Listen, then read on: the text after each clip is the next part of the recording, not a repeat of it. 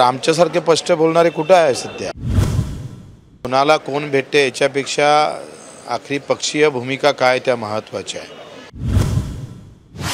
आणि त्याच्यामुळं आंदोलन अधिक पेट घेत आहे. का पण का स्पष्टपणे का नाही बोलू शकत? सत्ताधारी किती आहे, मतं भेटणार नाही. आपण स्पष्ट बोललो तर आमच्यासारखे स्पष्ट बोलणारे कुठे आहे सध्या? म्हणजे मग मराठा समाजाला आरक्षण नाही कधीच मिळणार नाही का?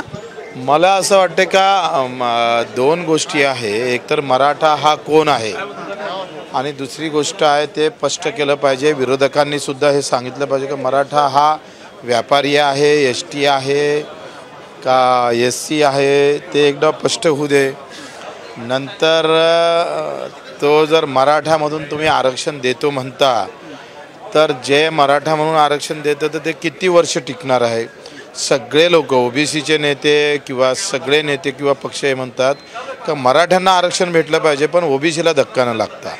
मग OBCमधून आरक्षण द्यायचं नाही आणि मराठा आरक्षण टिकणार नाही तर यामध्ये त्या समाजानं काय करावं हा मुळात प्रश्न आहे. आणि मग तो गरीब आहे का नाही आहे हे एकदा तपासा डबल. ते शिंदे समितीने तपासलं, त्याच्यात सांगितलं का ते गरीब आहे. मग गरीब आहे तर आरक्षणाचे ते हकदार आहे. आता OBCमध्ये गेले तर धक्का लागतं आणि मराठा म्हणून दिलं तर ते टिकत नाही. तर अशा वेळेस काय करायचं हा प्रश्न आहे. विरोधक असं म्हणतात की मंत्रिमंडळात सरकारमध्येच दोन मतप्रवाह आहेत. काही मंत्री OBCना भेटतात, काही मंत्री मराठ्यांना जाऊन भेटतात. तर मग आरक्षण कसं भेटणार? मला असं हा कसं आहे का कोणाला कोण भेटते याच्यापेक्षा आखरी पक्षीय भूमिका काय त्या महत्त्वाच्या आहे. विरोधी पक्ष पण स्पष्ट करत नाही आणि सत्ताधारी पण पाहिजे ते स्पष्ट करत नाही. आणि सत्ताधारीमध्ये सुद्धा दोन गट आहे. त्याच्यामुळं हा मोठा पेच सरकारसमोर आला. काय होतं आहे, पारदर्शकता संपलेली आहे आणि किंतु परंतुमध्ये हे प्रश्न जातात. त्याच्यामुळं मोठी अडचण होतं आणि सरकार अशा नाजूक वेळेस, कारण नाही म्हटलं तरी 10-15 हजार मताचा OBCच्या बाजूनं बोललो तर तरी 10-15 हजार मताचा फरक पडतं. मराठ्यांच्या बाजूनं बोललो तरी फरक पडतं. एकटा बच्चू कडू आहे, हम कुछ फिकर करते नाही. बरं, तुम्ही सकाळी एक तरुणांच्या प्रश्नावरती घेऊन एक आंदोलन केलं होतं. तुम्हाला आंदोलन सुरूच झालं नाही पण ताब्यात घेतलं, तुमच्या कार्यकर्त्यांना ताब्यात घेतलं. दडपशाही होते असं वाटतं का? कारण तुम्ही दडपशाही वगैरे आम्ही जुगार खेळणार होतो तिथं.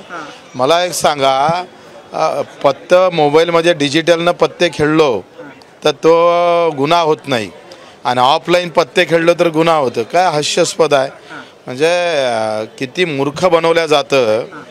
तुम्ही सांगा, तुम्ही जर पत्ते ऑफलाईन इथं 4 जण खेळले तर हा गुन्हा होते आणि लाखो लोक ऑनलाईन पत्ते खेळतं एक्का बादशाह तिरी, ते गुन्हा ठरतंय.